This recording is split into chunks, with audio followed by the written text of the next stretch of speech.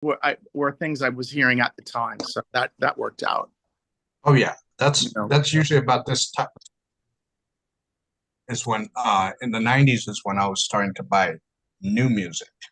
Yeah, Um, Even in the 80s, I wasn't buying that much new music, but I was buying some, yeah, but it was mostly older things that, you know, so I don't get feedback. All right, it looks like we are live.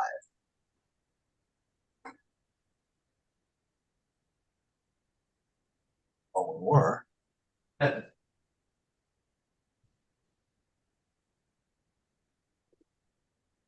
That's weird. yeah. Your voice is good, but now your video is breaking up. Huh. There's a little latency. Yeah, no, it's always something. All right. Well, we are doing five favorite albums from 1995, and I'm going to let Matt start off with his first choice. Okay. Hi, everybody. Tried to put these in some semblance of order, but I just realized they're not in order anymore. Yeah. Actually, that's not true. Now they are. Okay, so I'm going to start. And I have a couple of honorable mentions, which I may or may not get into, but we'll see. Um, my number 5 is a record called "The Bends" by Radiohead. That's their second album. When they first came onto the scene, they didn't really hit me all that hard, and I was still listening to a lot of new music at that point, but I was just on a different tack. But then I heard a couple songs from this and went, "Oh, who are these guys?" And although I don't think I bought this record until 96 or possibly 97, I still listen to it an awful lot. And um, it's got a lot of great tunes on it. I mean, Planet Telex starts it out real strong, and Fake Plastic Trees is a song covered in a couple of bands, and Iron Lung and Bulletproof, Black Star. So, and I know there's, a lot of people have trouble with Tom's voice, and I get that, but we've all been into bands where we have friends that don't like the person's voice. So it's just par for the course, I think. Yeah, at first I was taken aback from his voice, but then I think of it more as another instrument. Yeah. Yeah. I probably was thinking that along those lines too. But that's one of their albums I don't have. Oh. Yes. Yep. Same here. I got on board with the next one. OK Computer was the first one I got. And I've bought everything since then. Everything since then has been good to great. Yeah. But yeah, that's a good one. Yeah. Yeah.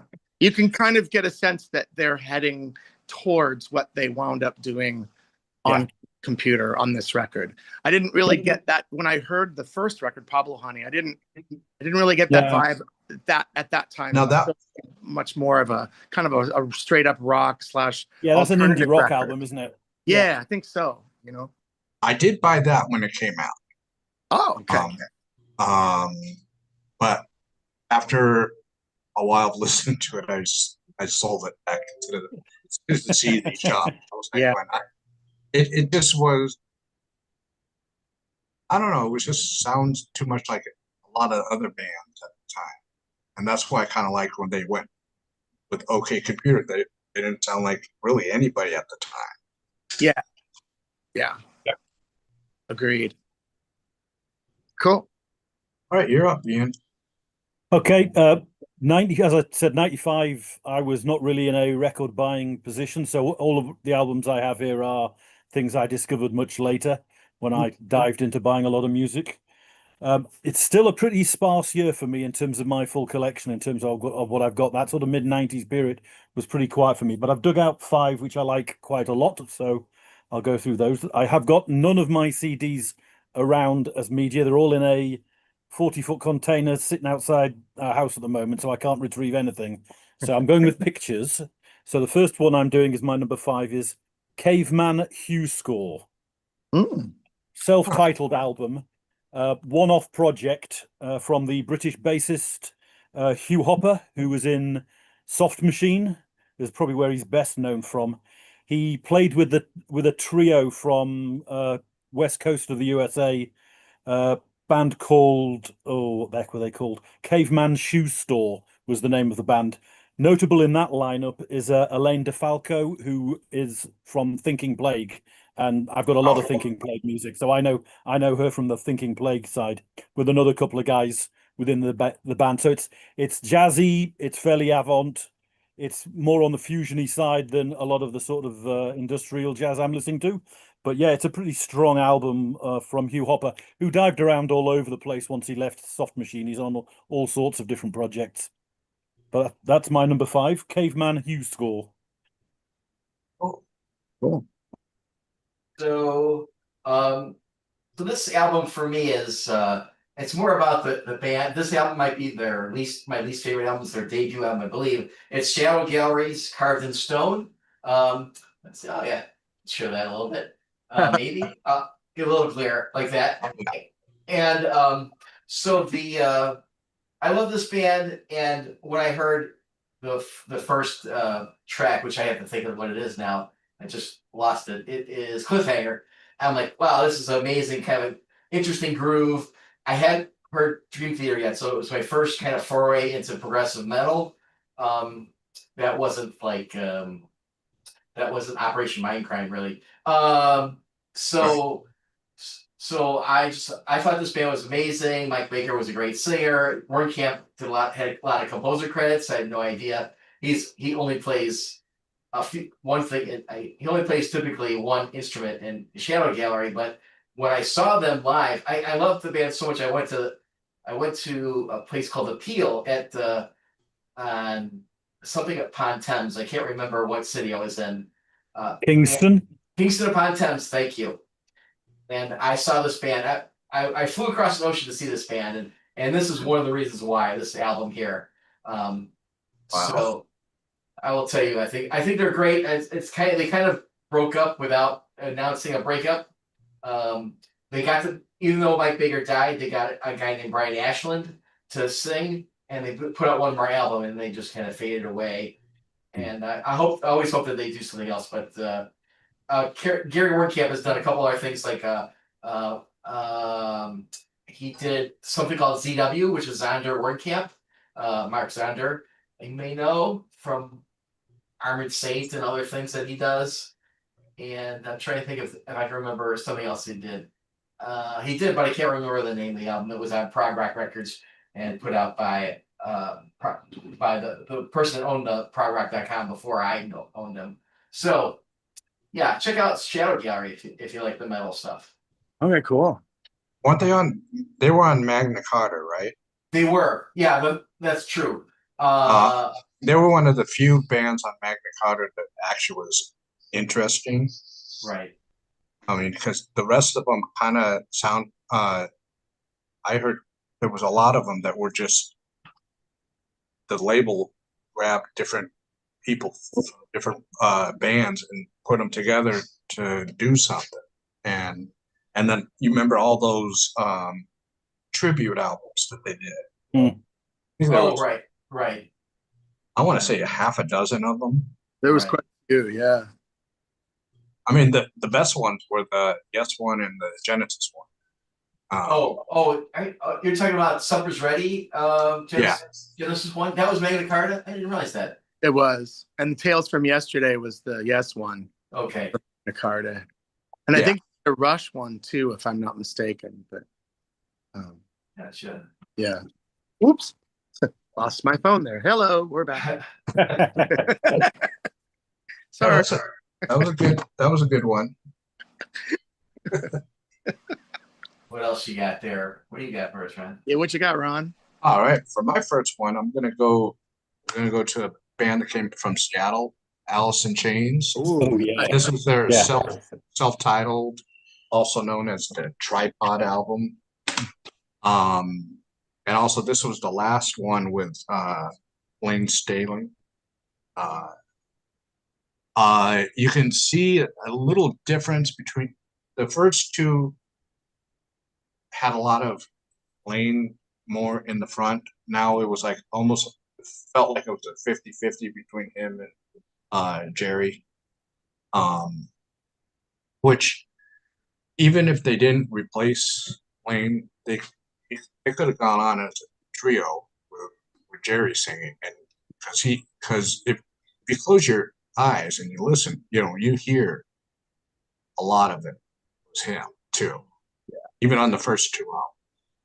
Yeah. But this one had a couple of I guess hits, Grind, Heaven Beside You, and Again. This was one of those ones that I got just like you, Ian, I got it after the fact. Mhm. Because I didn't I kind of lost touch with them after Dirt. That's when I started getting more into progressive rock, and so I didn't find out about this until like later in the 90s, and I'm like going, well, wow, I should have got this when it came out, but I was in an interesting mindset in the 90s where it's like I would find a certain kind of music and I would just tunnel vision it and out the rest, and which was not recommended at all. The more styles you can listen to, the better. Yep. But this is just as heavy as the first two. A lot of people kind of not really dismiss it, but they only know the major hits from the first two albums, and this one just as heavy, just as good. I mean, if you wanted to say it, those three are like separable, because you get to see the evolution, and had he stayed alive, maybe who knows what the fourth one would have sounded like. But rock and roll tends to mess people up. Yeah. Especially that Seattle bunch, got a bunch of them that just their lead singers just, left this mortal coil, but if you're into that grunge, and they were kind of more metal than grunge, I always thought of them that way. And if you like that, this is something good. And also, if you didn't get to see it, they did a pretty good set at that Black Sabbath tribute, and I think they did Fairy Wear Boots. Yeah. I think they did. So they did that pretty good. So that's my first choice. All right. That's a good one. All right. These are sort of loosely in order, but I enjoy them all so much. It's hard to rank them. But having said that, number 4, and I'll be surprised if I'm the only one who mentions this one, but I'm going with Thrak from King Crimson. Oh yeah. Yep. Just on my just a monumental record. I mean, and just as I was being born in the 70s, I was late to Crimson. I mean, I didn't really get into them until probably the early 90s. Same. With friends, saying, "Oh, you should check this out. Oh, you should check that out." And basically, I had 3 friends recommend 3 albums from 3 different eras, and I thought, I like how varied this is. And then there's the one constant, which of course was Fripp, right? So when I heard they were getting back together to do a record, I was pretty excited, and it did not disappoint. I mean, between the Adrian's more song-oriented stuff like Dinosaur and One Time and Walking on Air, of course, and then all the more angular, riffy bullshit like the Title Cut and of course Thrak and Vroom Vroom. I mean, there's just so much great stuff on it, and still plays wonderfully from start to finish. And ended up being the first tour I saw them on too. And that show they did at the Wiltern is still I was etched in my- there. You were there, right? Yeah, that was a hell of a show, man. Oh my gosh. So Yeah, I went there with my ex and came in. I was walking, I had my cane, and the usher took me right up front. oh, nice. It was handicapped seats. Let's see, off to the left, right, first row on the Yeah. left. Yeah. Had I known that that was going to happen, I would have bought earplugs. They were loud. Yeah. They were very loud. Yeah. It was a wall of sound, if I remember correctly. Literally. Yeah. Yeah. Yeah. Yeah. That was also my first Crimson that I new release that I bought.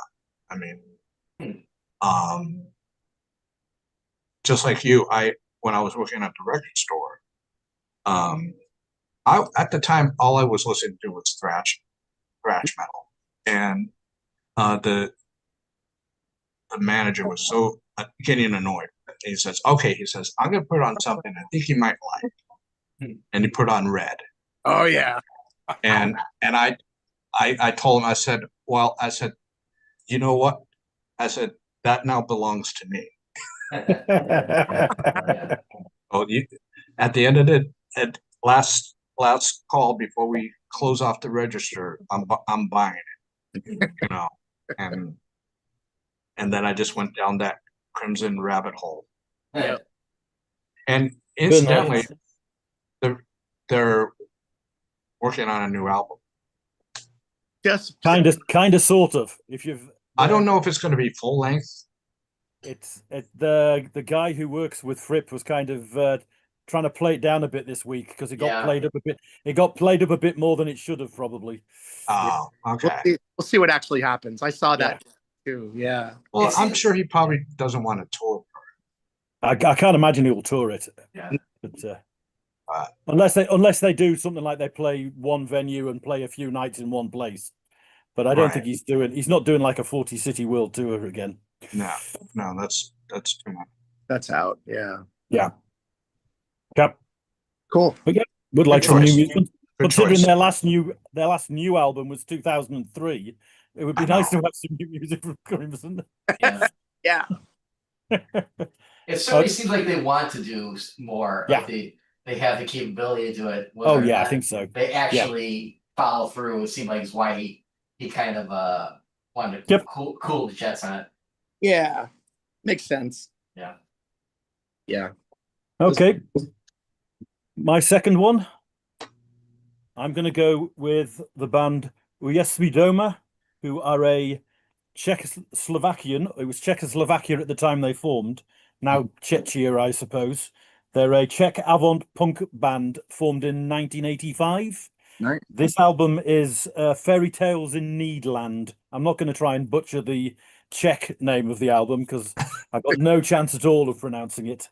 They were essentially an old Iron Curtain side. They were an underground side. They got a really strong cult following in Czechia.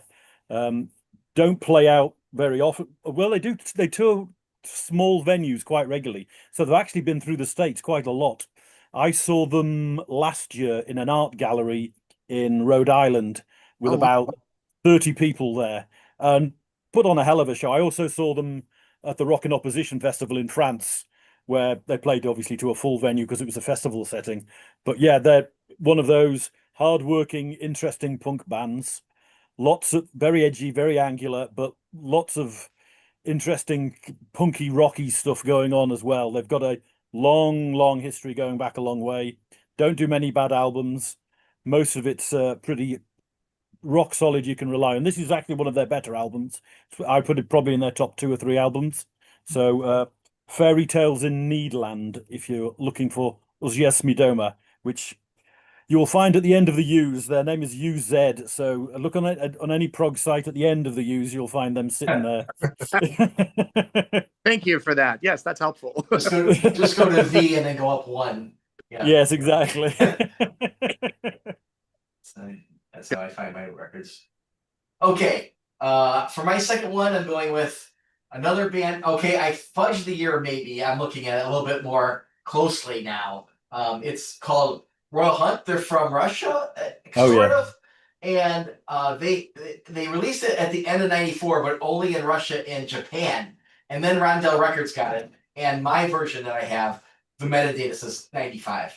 So I went with that because I look for years. I look at my player and I get my years from there, and I look at all my ratings. I have 60,000 songs rated. So this one has an amazing couple tracks in there. The intro is called "Wasted Time" and has another track called "Cloud on the Mirror" for the title track. "On the Run," "The Bad Blood," and "Epilogue," and "End It." Those are all tracks I think are well worth singing. I was so excited to meet DC Cooper, their singer, at Rozfest when they made a guest appearance on Shadow Gallery. I didn't mean to bring that full circle, but I did because DC Cooper, Pierre Woodcamp loved DC Cooper's vocals and got him the guest star on a track called "Ghost of a Chance," not to be confused with Russia's "Ghost of a Chance." And if you know another happen to not that much in the metal, but it looks like I am by these two releases. Royal Hunt has been in my rotation for a long time. I like a lot of their releases. Let's see if I see. Their Double Live in Japan is great. Paper Blood, Paradox is my favorite album, probably their ultimate album. But yeah, but Cloud on the Mirror deserves a mention from me on the '95 charts. Right. Okay, Ryan, what you got? Back to you, Ron. All right. Well, okay, we're gonna go. This was one of the bands that I got to see at ProgFest in Los Angeles Mhm. in '95. Anecdote, Oh, yeah. Nucleus. Oh, Anecdote. Yeah. Now, this one to me, I always thought of this was like Red Era Crimson, but on steroids. Because the bass just comes. I was listening to it in my car, and I turned it up a little bit, and it just like rumbles. I put my arm on the armrest, and the armrest is like rumbling, and I was really tempted to like roll down the windows to see what if I was get some reaction from people next to me. But there was no one nearby me. But like I said, I got to see these guys in '95, and then in the early 2000s at Baja Prague. I want to say 2002. I mean, I could be wrong. Two songs that really stand out to me is "Book of Hours" and "This Far from the Sky." It just his vocals. I don't know. It just there's such sometimes there's such sorrow in his vocals, and just the power that they have, and then they can bring it down, and it's nice and calm, and then it just goes back up, amp it right back up. And at that time, this was just slightly, the band came out just slightly before Crimson came back into the fold. And this was kind of one of those bands that it's like, oh, okay, this is gonna fill in the need. And then after this album, they switched a little gears and kind of started really kind of coming into their own. Um, and and this is one of my earlier CDs because I used to color code it, and I don't remember what the yellow coat was. Maybe classic. I don't remember, but I have not changed the gate at all, and I just left it at that. And the only time I really changed it, the little thing, the little place breaks up in the middle. Yeah. But that's my second choice. I mean, if you like something aggressive without being prog metal, Yeah. that's a good one. Cool. All right. Number 3 is by a band out of, I believe, out of Philadelphia. They did 2 records. They're called October Project. Okay. Their first record came out, I think, in '93. It was pretty ethereal, great vocals, a lot of harmonies. And then their second record, Falling Farther In, came out in '95. Toured for that and broke up after that. And the production on the second record is a little more forward. Some might even say it's a little too forward. But it's got wonderful songs on it. I managed to see what I think was one of their very final shows at the Troubadour in Los Angeles. And so this is a cover of the album. It's called Falling Farther In. And all the songs on it are really great. There's definitely more of a sophisticated edge to it.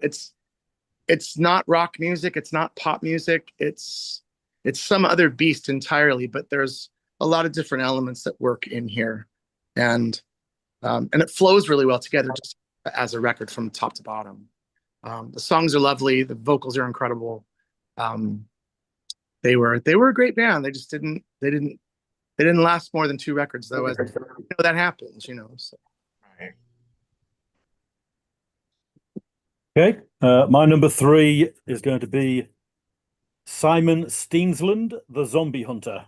Mm. He's a Swedish avant-garde multi-instrumentalist. He pretty much plays everything on the album. He's one of these labor of love artists who plays single thing that's on the album. He does bring guests in, but he's bass, cello, guitar, keyboards, percussion are all generally him. He has one guy who shows up regularly on his albums, Morgan Agren, who's played with Zappa and Matson Morgan and Kuiper. So he's a regular contributor, but it's very much Simon's project. He did a album with J.G. Thirlwell of Fetus fame a couple of years ago, which was an excellent album. It's all instrumental music. It's all fairly edgy, fairly dark, very, very heavily composed. He's done lots of good albums. This is probably in the mid-range of the albums that he's at. He's been going since 1993 and he's still got music coming out. His last album was 2021, so he's been going for quite some time with this, so it's clearly scratching an itch for him. But yep, that's Simon Steensland from Sweden, who's my 3rd choice. Well, I got another band that I traveled across the ocean to see. Arion released an album called The Final Experiment in '95. Yes.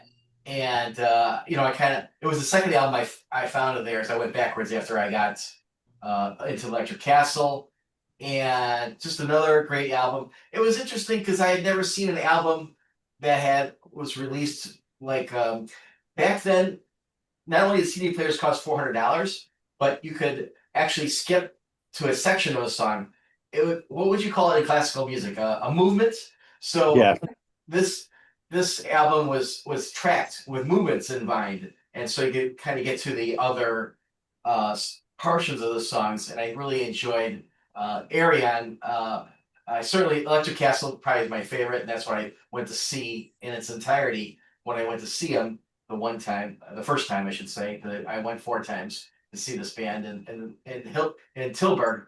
But yeah, I think if you haven't heard of Arion, maybe this isn't the album you start with, but you should definitely check it out. I love pretty much the whole discography. Maybe the one miss was the one that unfortunately had Tom Baker on it.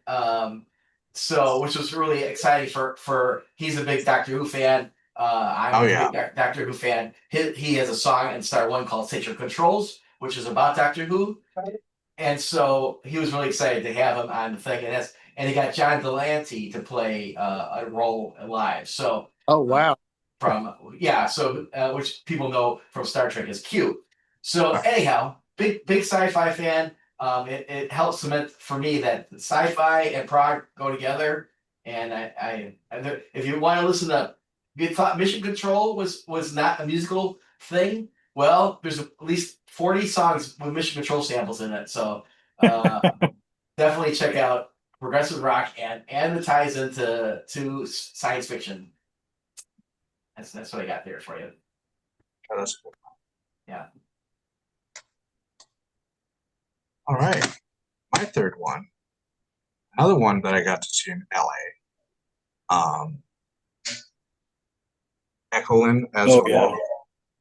Yeah. I have a interesting little story. I was on the same row as I was sitting on. There was a guy that was now my age in his late 50s, but then this was back 30 years ago. So I was a young buck back then. And he was complaining how loud they were. And I mentioned that a couple times to the band, and I said, does the guy not realize that it's progressive rock?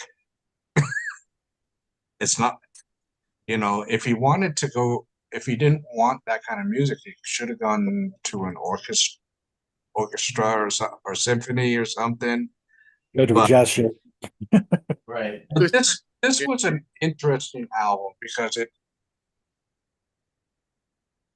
I don't know, they got onto Sony, and Sony basically put them, kind of broke them up because of this, because they didn't want to help them out at all. They didn't want, and it turns out that this was one of those, what they call write-off for Sony.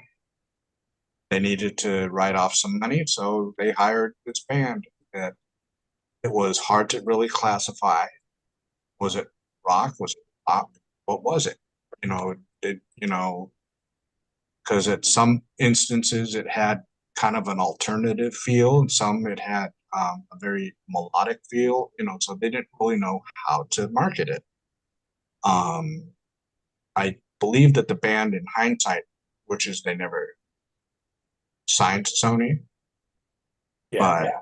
but They I shouldn't think, but I think things are done for, I mean, they did splinter off three if you want to count one that changed its name, but two bands that in the late 90s, and then they got back together in 2000. But this one, I mean, this is a great one if you want to introduce someone from mainstream music into prog, because it does have that accessibility in a way, even though it is kind of complex, but it's like, it's punchy enough that people can get it. And that's why I usually, if someone's not into prog, I said, here, try this, might like it. It's a little quirky. It said it'd be like quirky music, this is perfect. I still listen to it regularly. I mean, it's just one of those, I want to say it's in my top 5 favorite American prog bands. Yeah, I'd agree. They're probably one of the best modern prog symphonic Yeah. bands in the States. And then of course they got those two new albums out. Yep. Geez, if you don't have them, you gotta get them. But this one too. And there is a song on here that is sort of answered on one of the 2 new albums. So it's kind of interesting. One was looking forward, and the other one was looking back. It was kind of like, so it was kind of cool. They kind of tied the two together. Yeah. But that is my third one. That is great. I need a new copy of that, actually. I'm not the new one that they re-released. It has a video. I want to say it has a DVD on it. I guess clips or video, live stuff or something. I never got that one, but because this one is out of print. Yeah. But yeah, that's a good one. Yeah, that's real good. All right, my number 2 is an album called Afraid of Sunlight from Marillion. Yeah. And I've been a fan of Marillion for a long, long time. I mean, I remember being a teenager and seeing Kaylee on MTV and hearing Incommunicado on KLOS and going, oh, who are these guys? You know? Right. And then they switched singers. And of course, that whole saga is still ongoing. You know, they're still making music. But this is my favorite of the Hogarth era records. Song-wise, I mean, the title cut and Beautiful and Beyond You and Gazpacho. I just love I just love the whole way the whole thing puts together, and you know, sonically it's really powerful, but then it also pulls back for some drama. I know the previous one record they did was called Brave, and that was a concept record. This was more about individual songs, but there's definitely some kind of themes going through the whole thing. I remember the first time I heard Gazpacho and I heard the ending of it, and of course the only thing I could think of was the white Bronco being chased by cops, thinking, oh, I wonder if this is a sly reference to the OJ thing. But I don't know if that ever really was part of what they were thinking or not. But so always been a favorite. And to this day, it still gets a lot of play around here. So that's my number 2. Good. Okay. My number, go on. Oh, I think it's me next. Or no, it's not. Oh, sorry. I'm sorry. That's you. Yeah, my second one is going to be Mr. Bungle, Disco Volante. Yeah. So, Californian avant rockers, very edgy band, always all over the place. Mike Patton on vocals of Faith No More, and Trey Sprouts, I think that's how you pronounce his name, on guitar, who's known more now for Secret Chiefs 3. They released 3 albums in the 90s. This is the middle of the 3. They're all excellent. And then they pretty much disappeared from there. They just came back in 2020, but they've become pretty much a more of a thrash punk metal band these days, which was what they were doing before they released any of the albums, and they became more of like an art rock band through the 90s. But it's all over the place. It's high energy. There's the vocals on it are terrific. I've got a soft spot in my heart for Mike Patton. Anything Mike Patton's on is he brings a huge amount of energy too. But yep, been around since 1985, bounced around, gets lots of regular play. I actually probably play their third album, California, a bit more than this one, but all 3 of them are great albums. Yeah, he's got a range. Yeah. Big time. High to low, and it's like and it's a siren. It's yeah, a human siren. Yeah. Woo. Okay. All right. I'm gonna stick with California here. So it's up to Ron to make all 4 of us from California in this round, I guess.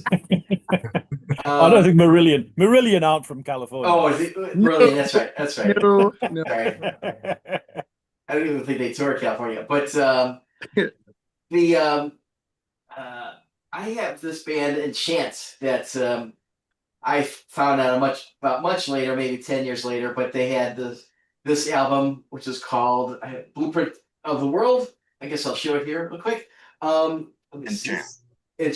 Yeah. It's that time of day where I'm getting a reflection. So this is Ted Leonard, we know from many bands. I think most currently he's in Pattern Singing Animals. And the band is great. You might have heard them on the radio. Did you ever hear the Oasis, their track Oasis on the radio? KLOH was playing them in the day. They got to sing the national anthem at a Giants game back in Candlestick Park era. And yeah, they had a nice little following in California, and then but they stayed too prog to actually get anything going. They stay true to the roots, but just a great album. Early days. This matched my era of not knowing progressive rock in the 90s. I was still buying Elton John and Billy Joel, I noticed, and Pink Floyd. You know, that's what I was buying in 95. I look at my list of stuff that I bought in 95 that actually was from 95, and I hadn't found anything yet to really get the prog itch going, except for classic rock, which was progressive rock, and I just didn't know it. So yeah, I highly recommend checking out Enchant and in their early days, something that actually got radio play. I saw them at Rosfest, at the only Rosfest I ever went to. They're Oh, pretty yeah. good. Yep. Yeah, they were good. I think that was 07 or something. Yeah, Ian, Yeah. which year was that? 12 or 13 probably was the year I went. I saw them and they were there in 2015, and I was at that one. Okay. I enjoyed them very much. I was like, wow, where has this band been all my life? I like these guys. Right. Yeah, it was. I look at the internet. It looks like 06 they played at least. But so I don't know. I guess I saw them twice then. Okay, Yeah, cool. excellent. All right. Well, my only concept album on here, and not a lot of people know about this one. It's Saga Generation 13. This was based on a book. Get that title. 13th Generation: Abort, Retry, Ignore, Fail.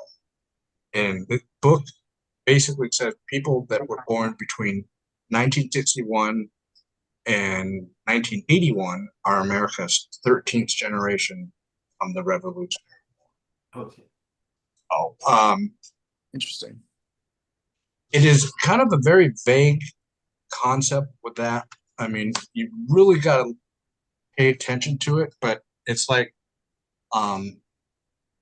it's Saga at their heaviest.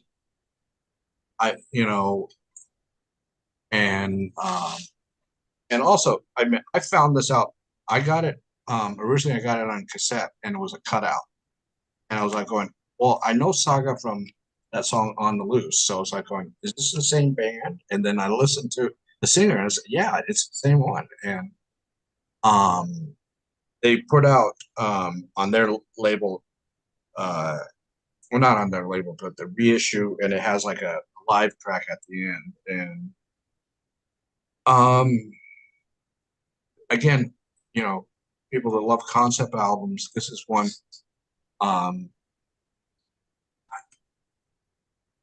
You got to listen to it all the way through, and sometimes you got to listen to it a little bit louder than regular ones, because there's little things like there's a character named Sam in there, and he goes from happy to very angry about stuff. And I just like the concept of that how they're putting in generations, basically between 20 to 25 years. So by that standard, I think we're up to the generation 15, so maybe even 16. But I like when someone, when they do these concept albums, that they find something, a topic that's really good. I mean, like Operation Mindcrime, where it's not necessarily personal, but it's more, for like everybody to kind of. So for those that kind of wrote them off as synth pop of the 80s, check this out. A little harder edge. I mean, they did in the late 90s, early 2000s kind of get to that harder edge, but they were more, I want to say they were more straightforward. Here they had some variety to the sound, kind of a combination of traditional rock, iconic things going on. All right. Generation 13. Generation 13. Ooh. All right. My number one is a record I have adored since it first came out. I've been into this woman's music for a long, long time. This was basically a singer-songwriter record, but to me, it's progressive as hell. The lady's name is Jonatha Brooke. She had a band called The Story in the early 90s from Massachusetts. They were basically an acoustic folk duo, but they were very jazzy and very sophisticated with their harmonies. and with their songwriting. She did a record in 95 called Plum, which was billed to Jonathan Brooke and the Story. And she's got Abe Laboriel Jr. on drums before he got hooked up with Paul McCartney. So many of these songs, they're just so well written, and they managed to be, emotionally hard hitting and sophisticated at the same time. And that's not an easy thing to do. But particularly this one track called Inconsolable that's on here that could almost be like a jazz torch ballad or something. I mean, it's just tremendous. And it's got an amazing piano solo by her then husband at the time to round it all off. But there's a tune called War here where she does a duet with Bruce Cockburn. It's a couple of great tracks. One's called Made of Gold. One's called Full-Fledged Strangers. I can't rave about this album enough. Plum by Jonathan Brooke and the Story. And it's probably like most of the ones we're talking about here. These are not easy records to find anymore, except maybe the Crimson and the Marillion and the Alice in Chains and the Radiohead. Right. And that's cool. It shows how much was going on during that era that each of us managed to find these other avenues, whether we did it then or after the fact. It says a lot about what was still being produced, Very good. Yeah. My number one is number one is moot. There were 5 albums. I like all 5 of them. There's no real sequences. Dr. Nerve, Skin. So Dr. Nerve is a New York City-based 8-piece experimental. They're described as experimental metal jazz rock. So take from that what you have. It's got lots of trumpet, sax, clarinet in it, got lots of vibes in it. So it's kind of like a avant-garde, semi-big band type of sound they've got going on. Nick Didkovsky, the guitarist, is the lead man in the band. The rest of it's pretty much structured around him. They originally came out of Woodstock, New York in the 1980s, out of the Creative Music Studio. I saw them in the Rock and Opposition Festival probably over 10 years ago, where they were one of the bands who played in France at that. Was knocked out by them then. Been hunting out their stuff. It's always interesting. Lots of stuff going on. Nick's a real fun character guy out of New York. Went to see a Russian punk folk band with him about 10 years ago in the Russian area of New York. Really nice guy. But yeah, Dr. Nerve. This is probably my favorite album by them. There's lots of different things going on with their albums, but Skin's probably the favorite of mine, and that's my number one for 1995. And a cool name for the band. Yeah. They always are. It seems like whenever Ian picks some bands for me to read out loud, I have no idea what's going to happen. I picked them deliberately, Mark. I was going to say. Nice. But I'm surprised I'm the only one, or nobody's put this on the list yet. But one of my seminal albums, I can't really read it here. Kevin Gilbert's Thug. Oh my God. So this is what I found out about Kevin Gilbert. So short story is I was a web developer in '97, and every time a new search engine came out, I would search by Toy Matinee, and every time I get 0 records returned, 0. So one day in 98, a new search engine came out called GoTo.com, and I searched by Kevin Gilbert, and all of a sudden I got 140 hits or so, and I found out about not only found out about Toy Matinee, but I found out about Kevin Gilbert and this album. And so this was like an amazing moment for me. And I went when I found out that some guy named Nick DiVirgilio was going to actually play Shaming of the True live. I got on a plane and I went to Prague West to see it at a college town in California. And so I found out about this album the same day.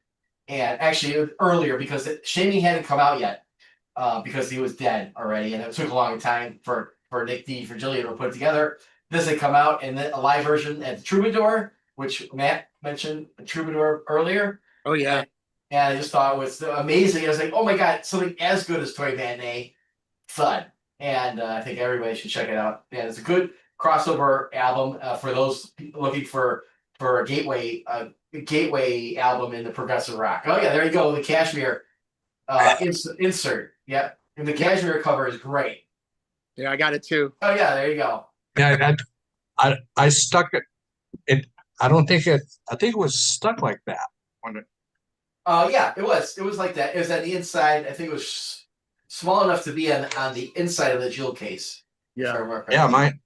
I think the reissue of that album, later in '94 into early '95 had that, because Kevin had recorded Kashmir with the intent to get it on the Zeppelin tribute. Yeah. Should be. Oh yeah. Yeah, but it either didn't make the cut or something. So he's like, well, I'm going to release it myself. So he did. Right, and he was on that aforementioned thing you mentioned, the Genesis Summer's Ready. Kevin Gilbert was on that as well. And you probably heard it on.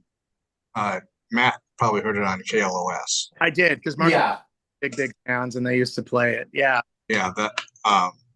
yeah, they introduced them on the live version at the Troubadour. The radio station introduced them. KLOH. What was it? What's the call letters on it? KLOH. Something like that? Yeah. Oh, okay. Okay.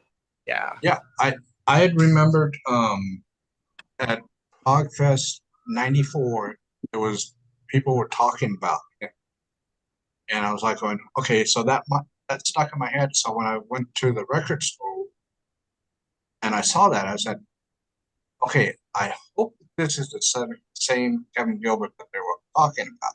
Yeah. I brought it home and got it, and I was like, okay, yeah. I guess this was kind of a little more of his more accessible. Yeah. But I don't think anything of his was too out there. Maybe what was the Caviar was a little bit out there. Yeah. Yeah. Death Orgy 9000 and a few things like that. I did see Yeah. a friend of mine printed this out. This is the Yeah. Lamb Oh yeah, the Lamb from Process. Yeah. from '94 when you played that. Yeah. Hearing about that after the fact, wishing I had been there. That would have been great. Right. I went to all of them that were in LA because it was like basically 10 minutes from where I lived in Glendale. I mean, it was just so close. I was like, it was a brainer. You know, the first one was at UCLA, and then the other ones were at Variety Arts Center in downtown, just off of Figueroa or something like that. Right. There's a famous deli in that area that a lot of the Hollywood people like to go to. Brown Derby. I forgot what it was called, but it was always busy. Yeah. Well, and of course he was a finalist to be Phil Collins' replacement, right? They got Nick DiVirgilio, and Kevin Gilbert was also on the short list, and he died right before before he had an opportunity to try out with Genesis. So it would have been amazing had I gone from Toy Matinee and then not be able to find him, even though looking through all search engines, and then he shows up on Calling All Stations. I'll be like, what? I mean, because why would Toy Matinee make you think that this guy's going to be have anything to do with Genesis? But it could have happened. Yeah. Right. Yeah. I have a confession to make. If we Yes. 94, that would have been on my list. Yeah. I love that record. I like it too. Yeah. Okay. All right. All right. I guess my final one, and I'm gonna try to pronounce the album title. Name of the band is White Willow. Mhm. Ignis That's on my short list. Fautus. Is that how you pronounce it? We said that again. Ignis Fautus. Fatuus. Perhaps. Obviously, Good as any other offer. well, this is a band that also they played at PogFest, and this was their debut. They're from Norway, and there's elements of folk music, elements of prog into it, and they did kind of follow in the lines of other bands that are from Scandinavia and that era, like Anecdote and Engelgard, that they brought back that 70s vibe, and just kind of updated it a little bit. And the difference between this band and the others was this had female vocals, and they're very haunting.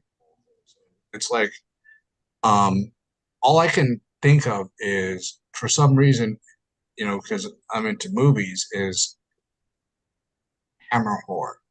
It's like it just has that feeling of, like, it's a really, just, like, the folk, where, just stuff of the earth, and but a lot of great songs on here. I mean, and they range anywhere from really folk sounding to really kind of almost Crimson sounding. But they never like get like super heavy, but it's just amazing. This is the only one, and it was on Laser's Edge. Yeah. Recently, well, in the past maybe 5 or so years, they Jacob, the main guy, he reissued it, I guess, on his own label. I missed out on getting a reissue of that one. I got the other ones, but not that one. And I'm hoping one of these days he will reissue it again.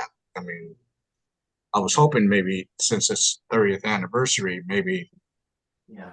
hopefully won't wait beyond 40, because, a lot of us are going to be way up there, and we're going to may not remember to buy things like that. Yeah, well, I did see that came out in 2015 for the 20th anniversary, or 20th anniversary, right?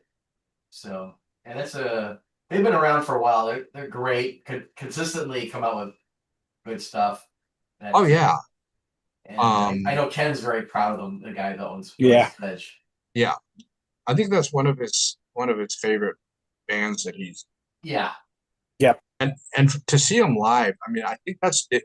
Yeah, that was the only time that they played in America back in '95. And if I could mention that their keyboard player just came out with an album this month, right? Lars Fredrik Presley. huh, okay. Yeah. So keep an eye out for that if you like this band. That's the one thing about what's his name, Greg Walker. Yeah. He had a tendency to bring out. I mean, a lot of these were bucket list bands for him that he wanted to see. Right. But and I think that was possibly his downfall, why Progfest ended in 2000, because he was only thinking about bands that he wanted to see, and there was a lot that crossed over to other people, like in 2000 he had Transatlantic. I mean, everybody wanted to see them, but for the most part it was a lot of these relatively niche kind of bands that it's like White Willow. It's like, who no one knew who that was, right? And I was glad when just about every band that he brought out, I have enjoyed their live performances. Most of them I bought their stuff, but yeah. So that's my final pick, and I'm kind of glad we didn't get any doubles, because then now we got 20 albums for people. If they don't know them, they can go check them out. Anywhere from Ian's avant-garde stuff to the rest of ours, more mainstream stuff. Right. It's always great when you're on, Ian, because you just offset everybody else. It's like, everybody else is more center, and then you just I'm over there. You're over there, which I'm so mad right now. which is cool. I mean, a lot of the stuff that you've talked about since I've had you on my shows, you've introduced me to. So it's cool. That's the job. And I think honestly, that's the whole point of doing these shows, is just to introduce people to more than what's out there. Hey, Ron. Yeah. On that topic, I have a 5.5. Would you allow me to share it with you guys? Yeah. Okay. This was hard. This was hard to eliminate because Yeah. it's really, really good and really special. And actually, Ian might actually appreciate this in particular. It's by a jazz artist by the name of Billy Childs. Came out in '95 on Stretch Records, which I guess was like one of Chick Corea's sub labels, and they had released some of Chick's archival stuff or older material on that in the reissue process. The album is called I've Known Rivers, and I'm not sure if there's any well-known people on the record itself, but the thing that made it really notable, actually, Bob Shepard's on saxophone and flute, Jimmy Johnson on bass. Yeah, there's a lot of great people in here. Scott Henderson's playing guitar on it. Oh, wow. Yeah, it's a record that Billy actually specifically said that he did as a homage to his roots. And in addition to jazz, his roots were in prog rock and 70s fusion. And so some of the music on this definitely lines up with that. I'll check it out. It's definitely something I would recommend it to everyone, but particularly Ian. I think. I'm the jazz head. Yes, and I am too. So I thought. Anyway, it's really, really good. It's called I've Known Rivers, and it's very eclectic, but there's definitely some nods in there to that particular era. It's really good, really well done. Sounds good. That's all I got. That's all you got. That's it. Well, thank you guys. I appreciate taking the time. Thanks. I had a couple Invite, Ron. fumbles. I had a was fun. couple fumbles over the past couple months, and I was kind of glad that I was kind of getting a little worried I wasn't going to get anybody. Yeah. But I'm kind of glad I got it exceeded my expectations. Cool. Excellent. And then Very good. Mark has a guest. Wow. Rita, you're on camera, by the way. A wife. That's not a guest. That's a wife. Yeah. Yeah. Cool. Good All to see you, right. Ron. Well, thanks again, guys. Thank you, Matt. Okay. Thanks, guys. Good to see you all. See you later, all. See you later. All All right, take it easy. Take good care. All right. Bye.